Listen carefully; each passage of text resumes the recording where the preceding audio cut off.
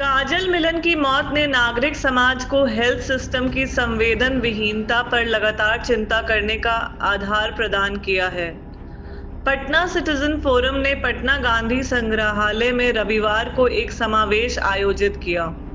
नागरिक समावेश खुला था और महत्वपूर्ण बात यह थी कि प्रसव के बाद अस्पताल की लापरवाही से जिस महिला की मौत हो गई थी, उसके पति और उसके भाई इस कन्वेंशन में शामिल हुए। निजी अस्पताल अपने साथ एक गुंडागर्दी की टीम भी रखती है और लापरवाही से मौत के बाद अपनी पत्नी या अपनी बहन के लिए दोनों डॉक्टर वहां प्रोटेस्ट में थे। उन पर आक्रमण किया गया था तथा उनके खिलाफ थाने में पहले जाकर झूठा मुकदमा दर्ज कराया गया। कन्वेंशन झूठा मुकदमा वापस लेने की प्रमुख मांग पर जोर रख रहा था। काजल के भाई और पति दोनों डॉक्टर हैं। काजल ने 2 जुड़वा बच्चियों को जन्म देकर अस्पताल में ही दम तोड़ दिया था। डॉक्टर मनीष कुमार और उनके पति डॉक्टर रवि रंजन ने उस पूरे वाकये से परिचित कराया जिसमें काजल 4 घंटे तक तड़पती रही।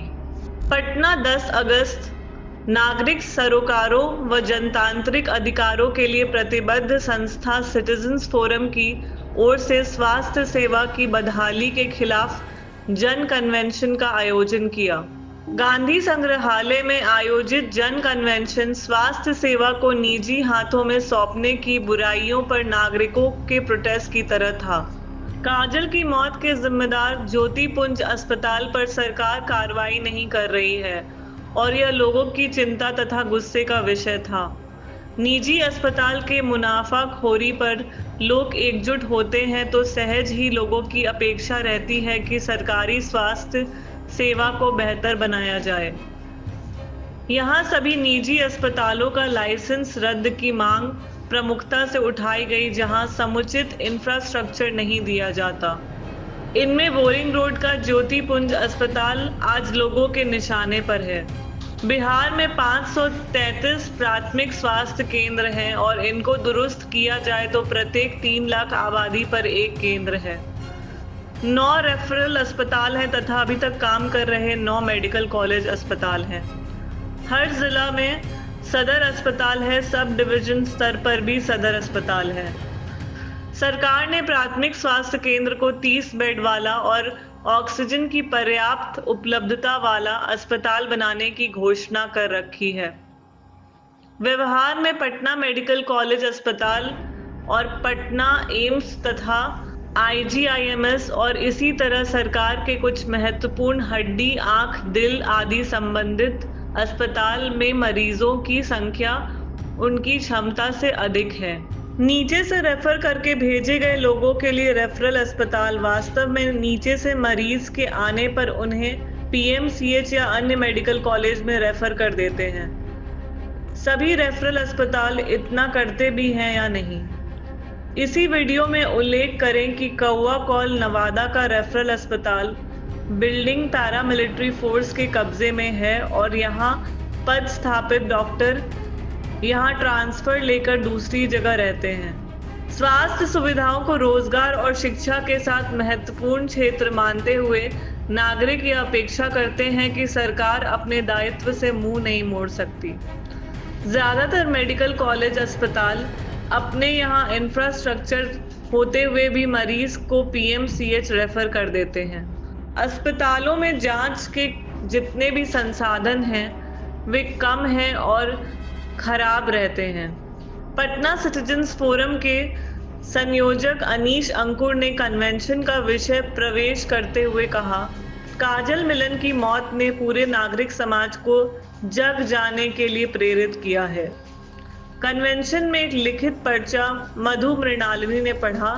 14 सूत्री मांग पत्र भी रखा गया। सबसे अंतिम मांग में कहा गया कि प्रत्येक गर्भवती महिला को प्रसव के दौरान देखभाल के लिए और बच्चा जन्म देने के बाद पोस्ट पोर्टल यानी मातृत्व सेवाएं उपलब्ध की जाएं। दरअसल 14 मांग पत्र आम नागरिकों के लिए पूर्ण स्वास्थ्य संरचना को व्यक्त करता था और इंश्योरेंस देकर निजी अस्पताल प्रणाली को प्रोत्साहित करने की सरकारी नीतियों का विरोध करता था।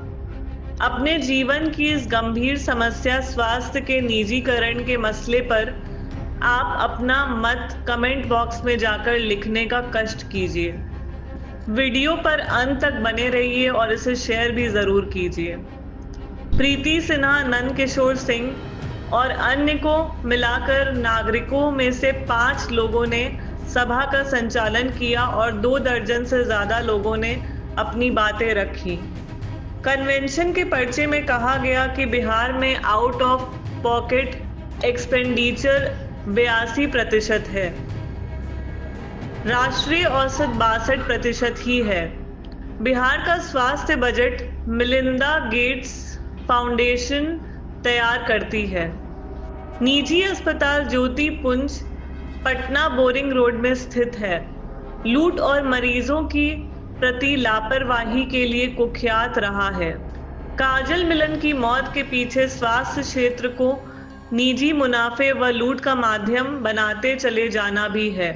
पटना में कई अस्पताल निजी तौर पर इस तरह से संचालित होते हैं कि वहां एक प्रमुख डॉक्टर होते हैं या होती है।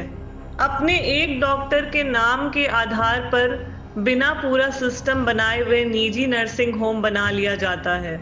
ऑपरेशन और आईसीयू जैसी सुविधा दे दी जाती है, परंतु ऑपरेशन के पहले एनेस्थीसिया विशेषज्ञ, ऑपरेशन के बाद मरीज के स्वस्थ होने तक देखरेख की व्यवस्था ठीक नहीं रखकर अस्पताल पैसे बचा लेता है। मरीज से तो भारी रकम ली जाती है, परंतु अस्पताल में सफल ऑपरेशन के बाद भी मरीज की मौत पर ध्यान नहीं दिया जाता है। दरअसल प्रोफेशनल ढंग से भी अस्पताल चलते तो जैसा कि बिहार के बाहर दक्षिण के कुछ महानगरों में लोग इसलिए जाते हैं कि वहां के निजी अस्पताल मुख्य इलाज ऑपरेशन के बाद मरीज को ट्रॉमा के दौर में इलाज और देखरेख की अच्छी व्यवस्था और अच्छे डॉक्टर रखते हैं। वक्ताओं ने केरल की वामपंथी सरकार द्वारा अपनाए गए स्वास्थ्य सेवा के मॉडल को अपनाने की वकालत की, जहां मातृ मृत्यु दर मात्र 48 है, जबकि बिहार में यह 3 गुना अधिक 118 है। जन कन्वेंशन को संबोधित करते प्रमुख वक्ताओं में थे अरुण कुमार मिश्र, कृष्ण देव यादव, नरेंद्र कुमार, सतीश कुमार, सामाजिक कार्यकर्ता पूनम शरण, मणिलाल, युवा नेता सुश्री सौजन्य उपाध्याय, मणिकांत पाठक, डॉक्टर ओम प्रकाश रमन, डॉक्टर मनीष कुमार, गणेश शंकर सिंह, राम लखन, देवरत्न प्रसाद, जन कवि आदित्य कमल ने भी यहाँ वक्तव्य रखा। सिटीजन्स फोरम ने इस कार्यक्रम के पहले सड़कों पर उतरकर जिलाधिकारी को याद दिलाया है कि सरकार ने निजी अस्पतालों के लिए जो नियमावली बनाई है उस पर खुद सरकार कुछ नहीं करती। इस कार्यक्रम को शेयर कीजिए और चैनल को सब्सक्राइब करने का कष्ट कीजिए।